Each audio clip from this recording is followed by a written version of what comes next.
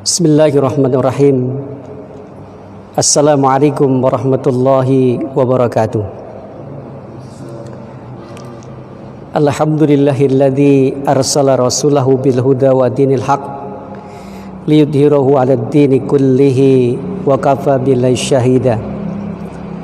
Asyhadu an la ilaha illallah wahdahu la syarikalah wa asyhadu anna Muhammadan abduhu wa rasuluh. Amma ba'du. Hadirin hadirat yang dimuliakan oleh Allah, pemirsa yang berbahagia, syukur alhamdulillah pada kesempatan yang berbahagia ini kita masih dipertemukan oleh Allah dalam satu majelis yang insyaallah akan dapatkan berkah dan ridhonya. Mudah-mudahan amal ibadah pada hari ini diterima oleh Allah Subhanahu wa taala. Amin ya rabbal alamin. Salawat dan salam semoga tetap pada junjungan Nabi Allah Muhammad sallallahu alaihi wasallam, Rasul yang telah memberi kita bimbingan, ajaran yang baik, sehingga komitmen kita terhadap sunnah-sunnahnya akan mengantarkan kita kelak nanti menuju surga Allah Subhanahu wa taala. Amin ya rabbal alamin.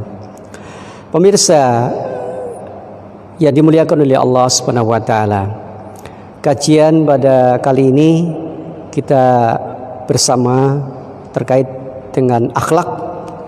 Kita ambil salah satu dari hadis Rasulullah sallallahu alaihi wasallam. Ada 7 golongan yang mendapatkan naungan di padang mahsyar nanti. Bismillahirrahmanirrahim.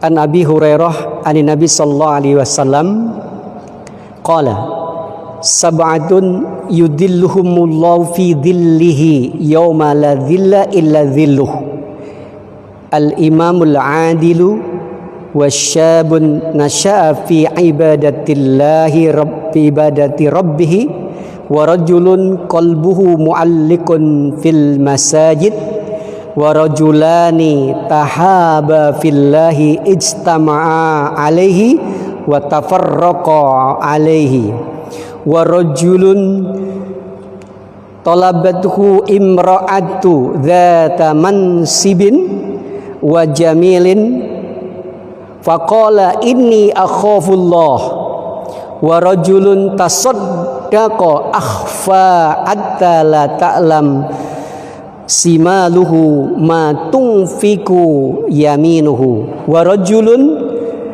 dzakarallahu khalian fafadat ainahu, rawahu Bukhari. Yang artinya dari Abu Hurairah radhiyallahu anhu, dari Nabi sallallahu alaihi wasallam, beliau bersabda, 7 golongan yang dinaungi Allah di dalam naungannya pada hari di mana tidak ada naungan kecuali naungannya, yaitu yang pertama imamun adilun, yang kedua pemuda yang tumbuh dalam beribadah kepada Rabb-nya Allah Subhanahu wa taala, seseorang yang hatinya tergantung, terpaut di dalam masjid, 2 orang yang saling mencintai, yang bertemu dan berpisah karena Allah Subhanahu wa taala, seorang laki-laki yang diminta atau digoda seorang perempuan yang memiliki pangkat dan berparas cantik, namun ia berkata, sungguh aku takut kepada Allah. Seorang laki-laki yang mensodakohkan hartanya dengan sembunyi-sembunyi sampai tangan kirinya tidak tahu apa yang disodakohkan oleh tangan kanannya. Dan seseorang yang menyembunyi, yang menyebut atau ingat kepada Allah ketika sendiri hingga kedua matanya menangis atau mengeluarkan air mata. Hadis riwayat Bukhari. Pemirsa yang dimuliakan oleh Allah Subhanahu wa taala, jadi 7 golongan ini akan mendapatkan naungan, yang mana pada saat itu di padang mahsyar tidak ada naungan kecuali naungan dari Allah Subhanahu wa taala. Maka dari itu mari kita kaji, kita dalami. Ini adalah bagian daripada akhlak yang baik, ya. dari 7 golongan itu siapa saja. Mudah-mudahan kita juga nanti termasuk salah satu di antara mereka, golongan itu. Yang pertama adalah al-imamul adil, imam atau pemimpin yang adil. Negeri atau sebuah negara akan tegak jika dipimpin oleh seorang pemimpin yang adil. Sekalipun negeri itu adalah negeri kafir. Maka dari itu sangat punya peran dan kewajiban yang penting bagi kita sebagai warga untuk menjadikan seorang pemimpin itu menjadi pemimpin yang adil. Bahkan lebih daripada itu, pemimpin yang adil itu bukan hanya negara saja, tetapi sekecilnya adalah di keluarga. Mengapa demikian? Rasulullah SAW bersabda, kullukum ra'in wa kullukum mas'ulun an ra'iyyatih. Setiap kalian adalah pemimpin, dan setiap pemimpin itu dimintai pertanggungjawabannya masing-masing. Maka seorang bapak di rumah tangga itu adalah pemimpin keluarga.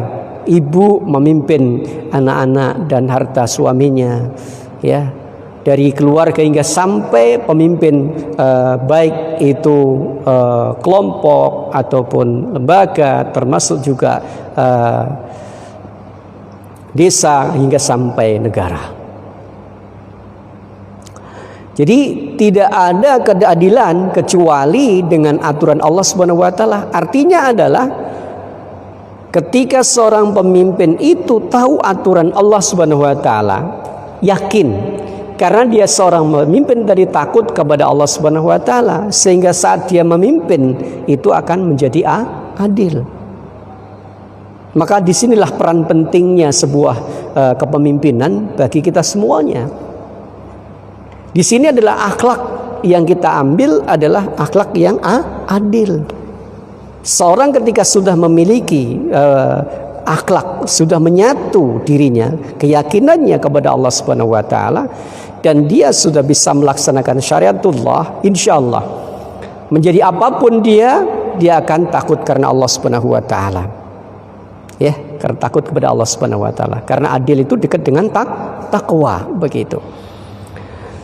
Kemudian sebuah kekuasaan harus bisa digunakan untuk menegakkan keadilan. Ini penting.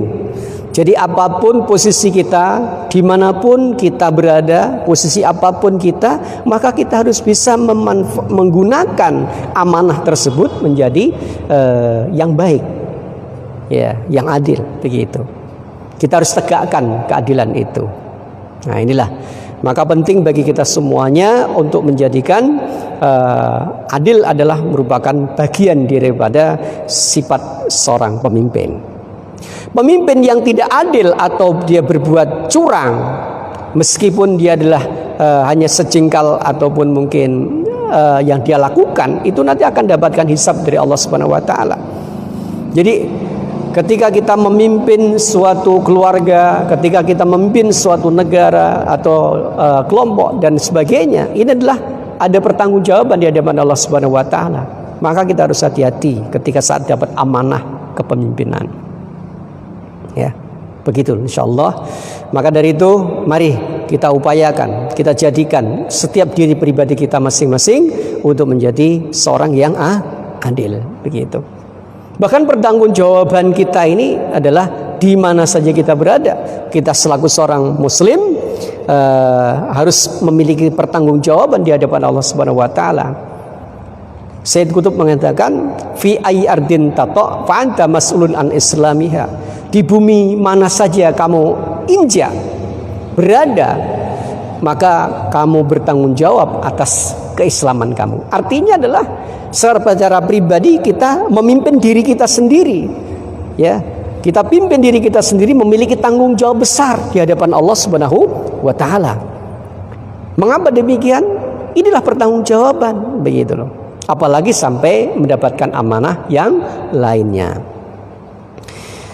Utamanya jika aturan itu, ya, aturan tersebut mengganggu keimanan bahwasanya atau bahkan dirinya sendiri menyelisih aturan Allah, ya kita hindari, begitu. Ya, kita harus menghindari. Ketika kita dapatkan amanah dan di situ ada sesuatu aturan yang memang tidak tepat begitu, dan itu tidak sesuai dengan aturan Allah Subhanahu wa taala, kita selaku pemimpin harus menghindari, begitu. Nah, inilah yang pertama, mudah-mudahan kita bisa menjadikan pribadi kita menjadi pribadi yang memiliki sifat adil tadi. Yang kedua adalah pemuda, ya, syabun nasya fi ibadatillah. Syabun nasya fi ibadatillah. Artinya adalah pemuda yang tumbuh dalam kebiasaan beribadah kepada Allah Subhanahu wa taala. Jadi ini adalah kesempatan, ya. Didasari dengan keyakinan dan etikat, ya, azam yang kuat begitu untuk ibadah kepada Allah Subhanahu wa taala, dengan tujuan hanya hidup kita ini tahu, seorang pemuda tahu tujuan hidupnya, bahwasanya tujuan hidupnya hanyalah ghoyahnya itu hanya Allah Subhanahu wa taala, tujuannya hanya ada Allah Subhanahu wa taala, maka kehidupan di masa mudanya hanya banyak untuk ibadah kepada Allah Subhanahu wa taala. Insyaallah ini akan dapat perlindungan nantinya di saat Allah Subhanahu wa taala mengumpulkan semua manusia, dan di situ Allah Subhanahu wa taala akan memberikan perlindungan. Di mana pada saat itu tidak ada perlindungan kecuali perlindungan dari Allah Subhanahu wa taala. Begitu. Inilah masa muda. Ini kesempatan yang luar biasa untuk dijadikan kesempatan untuk mendapatkan naungan, ya, naungan dari Allah Subhanahu wa taala nanti di akhirat, begitu. Allah Subhanahu wa taala mengapresiasi orang tua yang rajin ibadah, ya. Namun Allah lebih, ya, memberikan apresiasi kepada pemuda yang rajin ibadah, ya. Maknanya bagaimana? Masa muda itu kan cenderung untuk apa? Untuk digunakan berpoya-poya, untuk digunakan untuk bersenang-senang dan lain sebagainya. Tapi pemuda ini adalah pemuda yang rajin ibadah, ya, pendekatan dirinya kepada Allah Subhanahu wa taala. Nah, inilah yang harus kita jadikan motivasi dalam hidup ini selaku para santri, ya, yang masih muda-muda, santriwan dan santriwati, yang semua itu adalah masih masa muda. Lebih daripada itu adalah harusnya rajin untuk beribadah kepada Allah Subhanahu wa taala. Insyaallah, dan yakinlah kita nanti termasuk golongan orang yang akan dapatkan naungan dari Allah Subhanahu wa taala karena rajinnya ibadah pada saat sekarang ini. Insyaallah begitu. Lebih daripada itu, bahwasanya pemuda punya banyak kesempatan. Mengapa demikian? Pemuda banyak kesempatan, khususnya mendekatkan diri kepada Allah Subhanahu wa taala. Dan Allah pun akan mengasihkan riwayat naungan khusus terdiri kepada para pemuda itu. Jadi pemuda itu ada pemberian khusus riwayat naungan dari Allah Subhanahu wa taala nantinya di padang mahsyar, yang mana di situ tidak ada perlindungan kecuali perlindungan dari Allah Subhanahu wa taala. Kan senang kalau kita termasuk golongan orang yang dapat perlindungan, kan? Antum mungkin nggak bisa menggambarkan bagaimana di padang mahsyar itu, di mana di situ tidak ada perlindungan kecuali perlindungan dari Allah Subhanahu wa taala. Di situ panasnya luar biasa, bahkan keringatnya itu bercucuran, bercucuran sampai bisa ada yang tenggelam karena keringatnya sendiri. Kenapa begitu? Karena di saat itu adalah orang pada bingung mencari perlindungan. Orang pada bingung untuk mencari naungan, begitu. Karena panasnya luar biasa di padang mahsyar itu, yang mana matahari itu tinggal secingkal saja di atas kepala kita ini. Maka dari itu kita harus berusaha untuk menjadikan ini adalah sebagai tabungan kita, ya. Masa muda ini kita diberikan kepada kita untuk kesempatan memperbanyak untuk berbuat yang lebih baik, artinya ibadah kepada Allah Subhanahu wa taala. Qoyatuna Allah, ya, gitu. Sebagaimana kita, ya, sering ketahui bahwasanya di dalam ayat Al-Qur'an, wa ma khalaqtul jinna wal insa illa liya'buduni. Quran surat Ad-Dariyat ayat 56. Ayat ini adalah menggambarkan tidak ada tujuan lain Allah ciptakan itu, ya. Jadi wa ma khalaqtul jinna, saya tidak menciptakan jin dan manusia kecuali untuk menyembah kepadaku. Nah, ini berarti adalah orientasi hidup. Allah ciptakan manusia dan jin itu dalam rangka untuk beribadah kepadanya saja. Liya'buduni, begitu. Hanya ibadah kepada Allah saja. Nah, ini kesempatan kita. Kita adalah bagian dari pemudi yang berusaha untuk memperbanyak ibadah kepada Allah Subhanahu wa taala. Adapun yang ketiga yang perlu kita juga pahami, yang mana orang yang hatinya mu'allakun bil masajid, begitu. Ya. Hatinya, qalbunya, ya.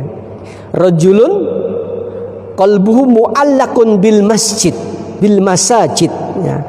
Artinya di sini adalah seseorang yang hatinya terpaut dengan masjid. Ketika dia sudah ada di masjid, selesai dia ibadah, keluar dari masjid, teringat lagi kembali ke masjid, begitu.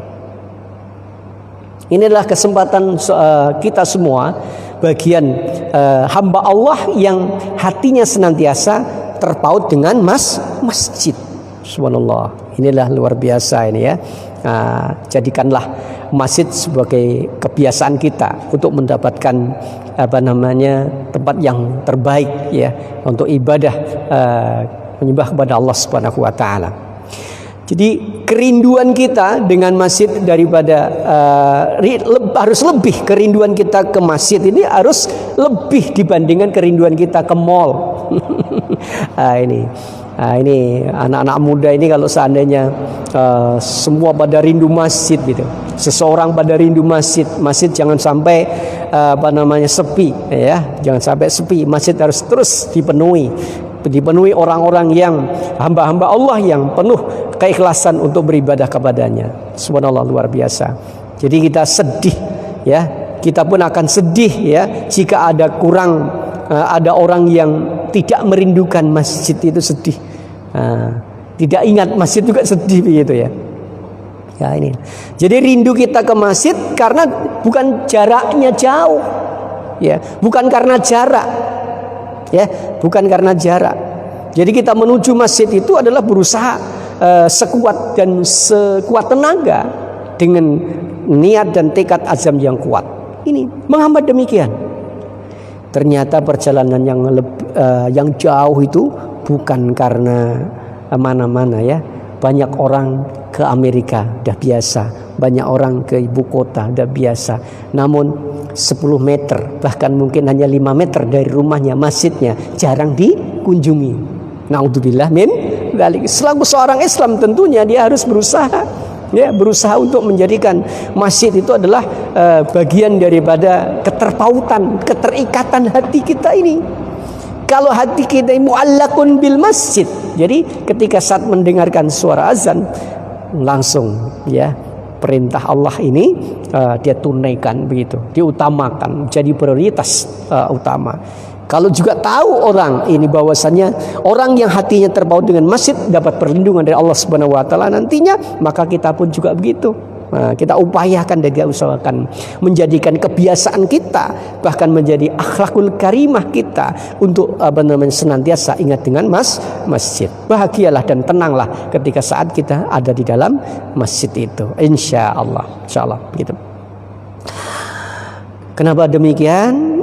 Pemirsa yang dimuliakan oleh Allah, kalau fenomena di kebanyakan, ya, artinya kami pun merasakan, ya, sedih juga, ya, fenomena masjid megah namun sepi dari umat. Masjidnya gede, megah, ya, tapi sepi dari umat, sepi dari hamba Allah yang untuk memanfaatkan untuk ibadah di dalamnya, begitu. Jadi fungsi masjid itu sebenarnya bukan hanya sekedar ritual ibadah tok, begitu, ya. Tapi bagaimana masjid untuk kegiatan-kegiatan umat banyak sekali. Selain ibadah bisa untuk kegiatan-kegiatan yang lain, untuk mungkin seminar, untuk mengajar, untuk yang lain-lainnya, ya, yang lain-lainnya. Maka dari itu kita manfaatkan masjid itu, ya. Hati ini senantiasa ingat masjid yang insya Allah nanti kita akan dapatkan naungan dari Allah Subhanahu wa taala, gitu. Adapun yang keempat, ya, Ini yang keempat ini rojulani, dua orang, tahaba, ya, dia saling mencintai, begitu. Ketemu, ya, pertemuan karena Allah, dan dia berpisah pun karena Allah Subhanahu wa taala. Jadi dua orang saling mencintai, bertemu, dia cinta karena Allah dan berpisah pun karena Allah Subhanahu wa taala. Ini yang keempat, ya. Dia bertemu karena Allah dan berpisah karena Allah, tujuannya sama, berjuang karena Allah juga. Contohnya, kita ini ada di pondok pesantren, ya, pondok pesantren Al-Huda, ya, Wonogiri. Dulu kita tidak saling kenal, ya, kita tidak saling kenal. Dari mana-mana kita datang, tidak ada yang saling mengenal sebelumnya. Nah, ketemulah di sini. Ini karena apa? Karena hanya niatan satu tadi. Satu apa? Thalabul ilmi. Dalam rangka untuk apa? Berjuang di jalan Allah. I'lan di kalimatillah. Untuk menuntut ilmu. Karena orang menuntut itu seperti fisabilillah. Jadi kalian yang ada di sini itu niatkan, niat dari rumah itu memang betul-betul thalabul ilmi, insyaallah fisabilillah. Man kharaja fi talabil ilmi kana fi sabilillahi hatta yarji'a. Kan begitu. Jadi barang siapa yang keluar dari rumahnya untuk menuntut ilmu, maka orang tersebut dia ini adalah fi sabilillah, sehingga dia pulang atau kembali ke rumahnya. Artinya kita ketemu di sini, ya. Karena Allah kan, ya. Nanti kita berpisah pun karena Allah Subhanahu wa taala. Inilah pentingnya. Dan insyaallah karena niat kita itu sama, inilah niat karena Allah Subhanahu wa taala. Insyaallah kita termasuk orang-orang yang nanti dapatkan naungan dari Allah Subhanahu wa taala, di mana di saat itu tidak ada naungan kecuali darinya. Itu loh, ya.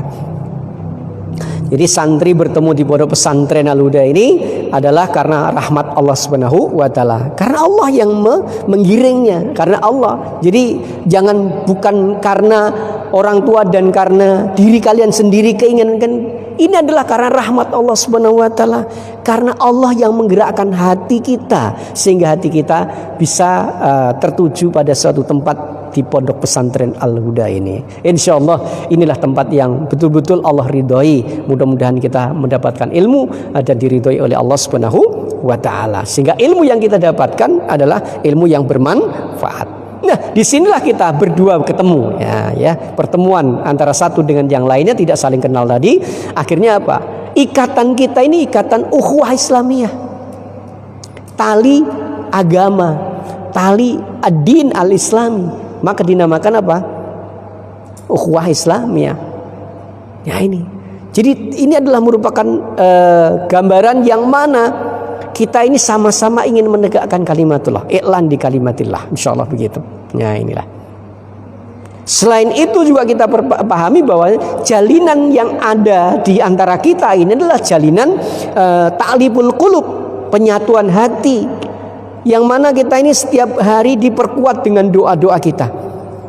Yang sering kita bacakan apa ini? Doa robitoh. Doa robitoh itu adalah doa untuk saling mendoakan antara satu dengan yang lainnya, terikat dengan doa itu. Dan disitulah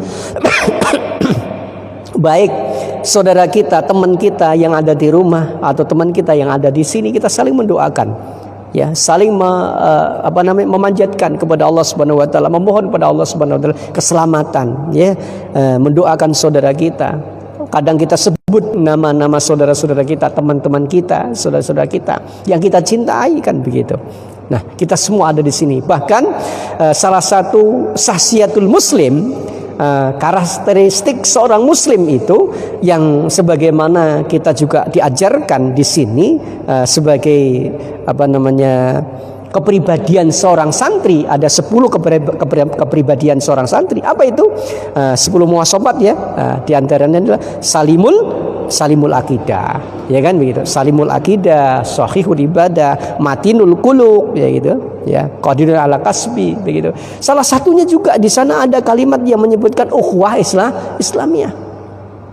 Jadi kita adalah saling terikat karena adanya ukhuwah. Jadi keberadaannya, persaudaraan kita ada persaudaraan Islami begitu. Antum semuanya juga pahami Rasulullah SAW bagaimana mengikat dua persaudaraan antara kaum Muhajirin dan kaum Ansor pada saat itu, ya kan begitu. Kaum Muhajirin dan kaum Ansor itu disatukan oleh Rasulullah SAW. Mereka tidak saling kenal sebelumnya, begitu. Karena jauhnya jarak antara Mekah dan Madinah. Namun ketika Rasulullah SAW mengajak hijrah ke Madinah, maka orang-orang Ansor, jadi orang Mekah diajak ke Madinah, orang Madinah pada saat itu disebut adalah kaum Ansor. Orang Mekah yang hijrah ke Madinah namanya kaum Muhajirin. Takhor Rasulullah sallallahu alaihi wasallam benal Muhajirin wal Ansor. Ini Rasulullah mempersaudarakan antara saudaranya kaum Muhajirin dan Ansor. Nah, ini adalah artinya ikatan mereka itu tidak lain hanyalah satu ikatan, keikatan ukhuwah Islamiyah, karena sama-sama yakin kepada Allah Subhanahu wa taala, karena iman karena Allah Subhanahu wa taala, karena syariat Rasulullah sallallahu alaihi wasallam, karena Rasulullah sallallahu alaihi wasallam. Itulah yang menjadikan kita cinta kepada saudara kita. Inilah bisa dipahami ya. Sebenarnya pemirsa yang dimuliakan oleh Allah Subhanahu wa taala, sungguh luar biasa. Islam itu mengajarkan, mendidik kita, membimbing kita, yang menjadikan umat Islam itu senantiasa untuk saling topang menopang, saling bantu membantu, saling menguatkan antara satu dengan yang lainnya. Bahkan antara saudara satu dengan saudara yang lainnya adalah memberikan kepeduliannya luar biasa. Inilah namanya ukhuwah Islamiyah. Bahkan diibaratkan kata Nabi sallallahu alaihi wasallam, al-Islamu kal jasadil wahid. Nah, itu. Islam itu ibarat seperti tubuh satu. Nah, jika ada salah satu anggota tubuh itu sakit, maka akan seluruh anggota badan itu juga akan merasakan sakit begitu. Jadi kalau ada saudara kita ini atau teman kita ini, apalagi satu ikatan satu pondok, kemudian ada yang sakit, kita pun juga akan merasakannya juga sakit begitu. Nah, inilah sebuah ikatan yang luar biasa. Mudah-mudahan kecintaan kita, cinta kita kepada saudara kita ini ketemu karena Allah, berpisah pun karena Allah. Ini akan menyebabkan kita nanti akan dapatkan naungan dari Allah Subhanahu wa taala, di mana pada saat itu tidak ada naungan. Iya. Adapun yang kelima, pemirsa yang dimuliakan oleh Allah Subhanahu wa taala, ini adalah ada seseorang begitu ya. Jadi rajulun ya. Seseorang ini diajak oleh wanita ya, cantik lagi, berpunya kedudukan. Cantik, punya kedudukan begitu. Dan pada saat itu ada kesempatan juga begitu. Namun seseorang ini dia katakan, ini akhafullah, sungguh saya takut karena Allah Subhanahu wa taala. Karena dia tahu kebenaran itu datang dari Allah begitu. Dan Allah Maha tahu, Allah mengawasinya walaupun di saat itu tidak ada orang. Artinya ada kesempatan gitu. Antum bisa bayangin enggak ya? Di saat itu misalkan ada seorang pemuda ya, disenangi oleh seorang wanita. Wanita tadi juga cantik, ya, punya kedudukan lagi, taruhlah kaya begitu. Dan di saat itu ada kesempatan dan tidak ada orang lain kecuali berduaan. Diajak untuk berbuat zina misalkan begitu. Ini kalau karena pemuda tadi adalah takut karena Allah Subhanahu wa taala, maka inilah pemuda yang diharapkan, yang nantinya akan dapatkan reward dari Allah Subhanahu wa taala, mendapatkan balasan yakni naungan di hari kiamat. Tidak bisa bayangin lah begitu ya. Inilah. Ini bisa jadi juga terjadi pada putri seorang wanita ya. Ada seorang laki-laki yang ganteng, kaya, punya kedudukan lagi. Dan pada saat itu kesempatan, dan laki-laki itu mengajaknya untuk berbuat maksiat begitu. Nah ini kalau dia ini betul-betul yakin karena Allah Subhanahu wa taala, mengerti itu adalah dia takut karena Allah Subhanahu wa taala, Allah mengawasinya dan Allah mengetahuinya, maka dia ini insyaallah akan dapatkan perlindungan dari Allah Subhanahu wa taala. Jadikan ini adalah sifat tegas ya. Jangan sampai nanti kita terjebak di dalam satu permasalahan sehingga kita tergoda nafsu kita, syahwat kita. Naudzubillah min dzalik. Apalagi puasa seperti ini ya. Puasa seperti ini kita harus mengekang nafsu kita ya. Untuk tidak berbuat apapun ya, apalagi kemaksiatan. Loh, bisa jadi loh sendirian di kamar, tidak ada orang, kesempatan dia untuk berbuat sesuatu bisa aja kan begitu loh. Maka dari itu ini adalah salah satu yang harus kita kuatkan. Kita harus menahan diri begitu. Nah, menahan diri. Apa yang harus kita tahan? Ternyata adalah kita harus bisa membentengi iman kita dengan sekuat-kuatnya begitu loh. Kenapa Rasulullah SAW itu pada saat perang Badar ya, beliau ini kan perang Badar itu adalah perang yang dimenangkan oleh kaum muslimin, yang mana di situ disebut oleh para sahabat adalah perang yang kubro, jadi perang yang besar begitu. Kenapa besar? Karena pada saat itu jumlah kaum muslimin hanya sedikit, kisaran 300 begitu ya. Ya, terus kemudian orang kafir Quraisy pada saat itu berapa? 1000. Nggak bisa bayangin kalau seandainya itu menang. Ini kemenangan ini karena Allah Subhanahu wa taala. Karena Allah yang memenangkannya gitu. Karena mewujudkan eksistensi keberadaan kaum muslimin pada saat itu kan begitu. Nah, ketika saat pulang pada bulan puasa seperti ini ya, begitu Nabi selesai mengatakan pada para sahabat, nahnu narji'u min ghazwatil sughra ila ghazwatil kubra, begitu. Sampai seperti itu Rasulullah SAW mengatakan, bagaimana ya Rasulullah? Apakah ada lagi perang yang lebih besar daripada perang Badar? Karena anggapan para sahabat adalah perang Badar itu adalah perang yang paling besar. Nah, begitu. Kok dikatakan oleh Nabi bagaimana? Perang kecil, bahkan menuju pada perang yang besar begitu. Maka jawab Rasulullah sallallahu alaihi wasallam, yakni asyaddul jihad jihadul hawa. Nah, itulah. Ya Rasulullah SAW mengatakan, beliau bersabda, asyadul jihad, jihad yang paling besar, paling berat itu adalah jihad melawan hawa nafsu. Nah, inilah dalam salah satu kajian kita sore hari ini, kita harus bisa mengekang hawa nafsu kita. Kita harus mampu untuk menundukkan hawa nafsu kita ini. Jangan sampai hawa nafsu kita ini menjajah kita sehingga kita terjerembab dan hina. Naudzubillah min dzalik. Ya, kita harus hati-hati ya. Apalagi posisi seperti ini. Kalau seperti ini adalah ada kalimat mengatakan as-sabru 'alal ma'siyah. Kita harus hati-hati.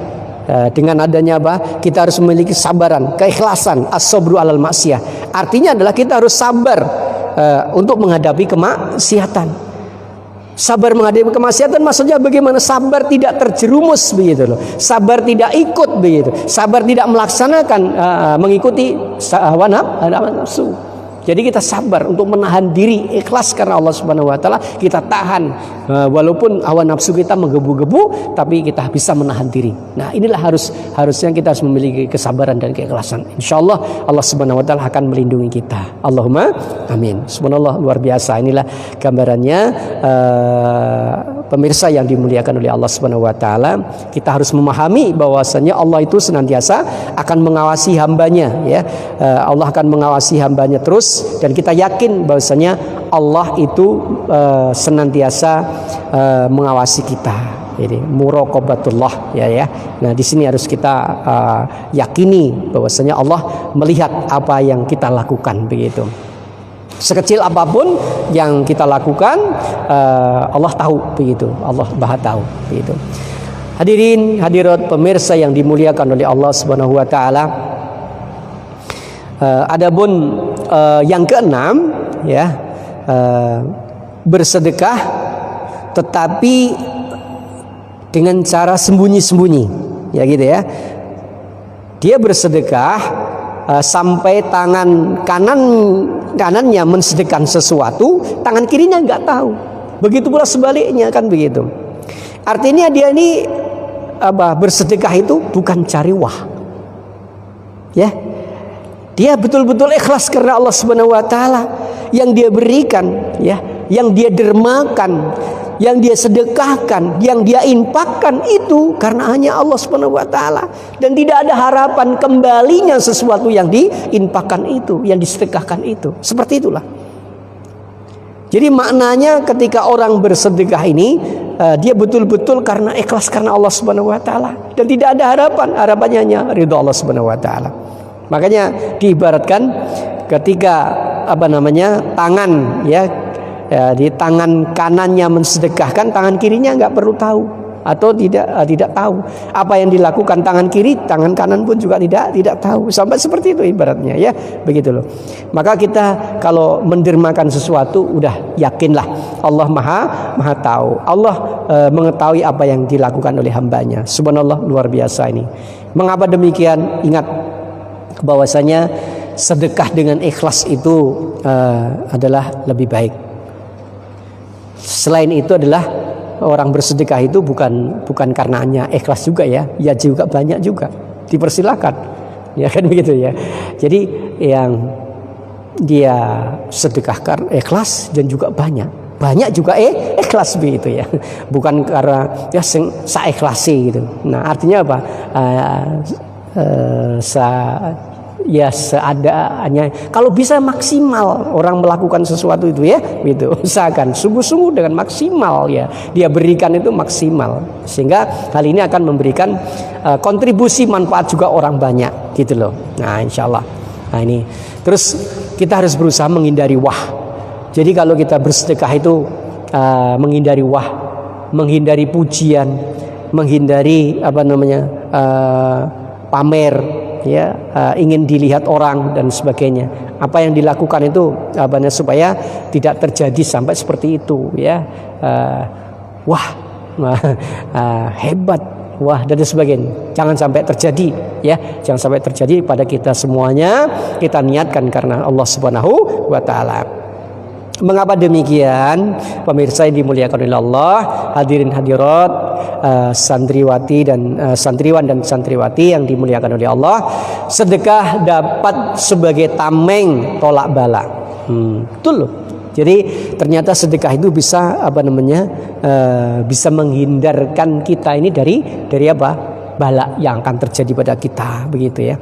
Jadi kalau kita mungkin terkena penyakit, mohon kesembuhan dari Allah Subhanahu wa taala melalui apa? Ibadah sedekah, ibadah infak, ya. Kita berinfak, terus kita berwasilah itu, dengan sarana itu kita mohon pada Allah Subhanahu wa taala agar Allah mengeluarkan dari wabah, mengeluarkan dari kesulitan yang ada, dari penyakit yang kita derita dan lain sebagainya, insya Allah. Maka sekali lagi saya menegaskan pada pemirsa semuanya, mari kita berusaha menjadikan kebiasaan kita untuk memperbanyak infak kita, membiasakan diri untuk senantiasa menabung di akhirat, ya. Karena infak adalah bagian daripada sedekah adalah bagian dari amal jariyah. Kemarin mungkin sudah saya sampaikan juga, ya.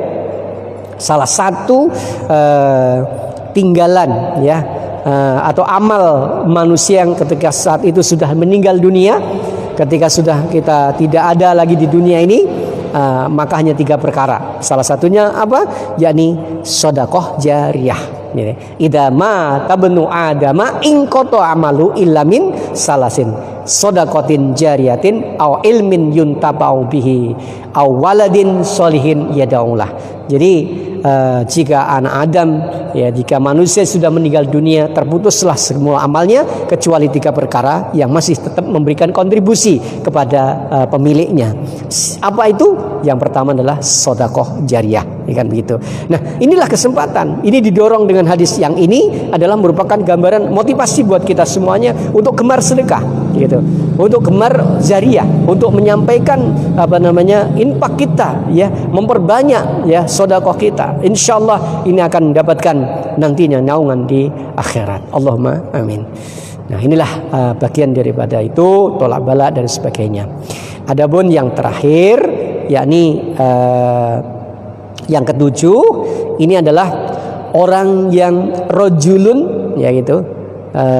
Dia ini beribadah kepada Allah, ingat ya, mengingat Allah, dia mengingat Allah Subhanahu wa taala di waktu sendirian, ya. Bahkan sampai dia bisa meneteskan air matanya. Tatkala ibadah kalian sendirian, ingat kepada Allah sendirian, ya. Di saat itu kemudian berkhulwat, ya, memohon pada Allah, meminta kepada Allah. Mungkin dia adalah dengan banyaknya dosa dan lain sebagainya, ya, sehingga sampai meneteskan air mata. Atau tatkala kalian membaca Al-Quran, ya, kita membaca Al-Quran, ada beberapa ayat-ayat Al-Quran yang menyentuh qalb hati kita, ya, begitu, sehingga air mata tak terasa menetes, begitu ya. Ini adalah membuktikan bahwasanya orang tersebut betul-betul ingat kepada Allah Subhanahu wa taala, takut karena Allah, takut karena dosa, ya, ya, gitu ya. Inilah. Jadi ini betul-betul sungguh-sungguh karena Allah Subhanahu wa taala. Jadi ketika saat kita ini kalau banyak orang dosa, ya, banyak dosa atau takut karena Allah Subhanahu wa taala, maka kedekatannya akan kepada Allah semakin tinggi. Banyak dosa artinya dia taubat, begitu. Banyak dosa segera mohon ampun kepada Allah Subhanahu wa taala. Ketika dia taubat, inilah, ya, kesempatan di dunia. Ketika masih ada nyawa sebelum sampai di tenggorokan, insya Allah kalau orang tersebut mau taubat dan mohon ampun kepada Allah, Allah akan terima, begitu. Ya. Jadi orang ini ingat kepada Allah Subhanahu wa taala karena ingat banyak dosa, bisa jadi. Karena takut dosa juga bisa jadi, kan begitu. Nah, bagi kita semuanya ini takut dosa, begitu.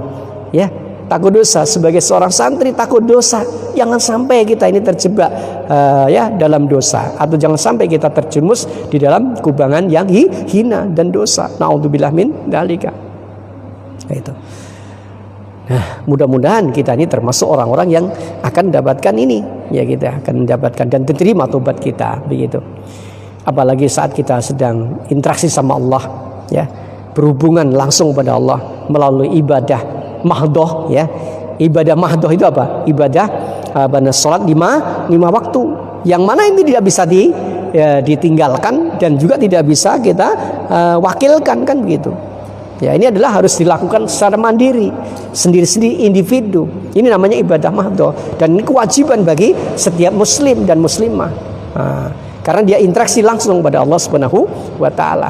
Maka ini harus dilakukan dengan penuh dengan kecintaannya kepada Allah, mengharap ridho Allah Subhanahu wa taala, dan ingatnya betul-betul dan sungguh-sungguh. Bahkan kalau bisa itu, ketika kita ingat pada Allah itu, ingat juga ciptaan Allah Subhanahu wa taala yang luar biasa. Ketika kita melihat keindahan alam ini, maka kita pun juga ingat pada Allah Subhanahu wa taala. Ya. Jadi seorang ahli zikir itu adalah dalam kondisi apapun dia senantiasa ingat pada Allah, kan begitu. Nah, jadi ingatnya itu waqtila inna fi ikhtilafil laili wan nahari la ayatil liulil albab. Siapa ulil albab itu? Alladzina yadhkurunallaha qiyaman wa qu'udan wa 'ala junubihim yatafakkaruna fi khalqillah, begitu ya. Jadi orang yang ingat pada Allah, ulil albab itu adalah orang yang berpikir itu, ya, orang yang memiliki akal itu adalah senantiasa ingat pada Allah Subhanahu wa taala, begitu. Jadi kalau kita ingat kepada Allah Subhanahu wa taala dalam kondisi sendiri, ketika saat kita berdiri, ketika saat kita duduk, ketika saat kita berbaring, ya, kita senantiasa ingat pada Allah Subhanahu wa taala. Apa yang Allah ciptakan ini semuanya, betul-betul kekuasaannya. Nah, kalau sudah seperti itu adalah kita nanti adalah Allah pun akan ingat kepada kita. Jadi Allah menciptakan semua ini adalah karena untuk hambanya, dan hambanya supaya ingat kepada Allah Subhanahu wa taala. Begitulah sebaliknya, sehingga kita bisa mampu sampai meneteskan air mata karena hubungan kita pada Allah Subhanahu wa taala.